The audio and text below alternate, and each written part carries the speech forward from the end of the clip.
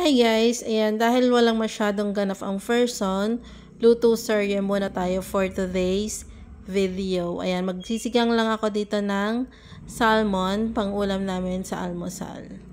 Sabi nila, ito daw salmon is good for the heart. Kaya lang hindi ako masyadong kumakain nito, lalo na pag mga ganito. Yung gusto ko lang talaga pag sa salmon is yung grilled or baked. Mas masarap kasi yon.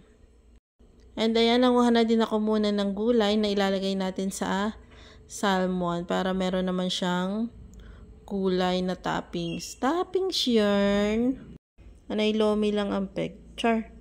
Ayan, dinamihan ko na din kasi gusto ko din naman ng maraming gulay. Bali kangkong palayan at saka kamote.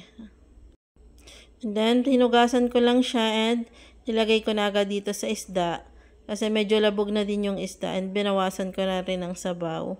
Kasi medyo maasim. And then dadagdagan naman natin siya ng tubig, 'di ba? Bawas tapos dagdag. Nakakaloka naman pagluluto kong 'to. And dahil sinisifag ang person, so naglaba na din ako. Sinabay ko na siya sa pagluluto.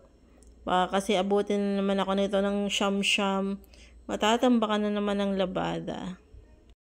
Pinagsabay ko na kasi ang hirap din magsampay, sobrang init sa taas.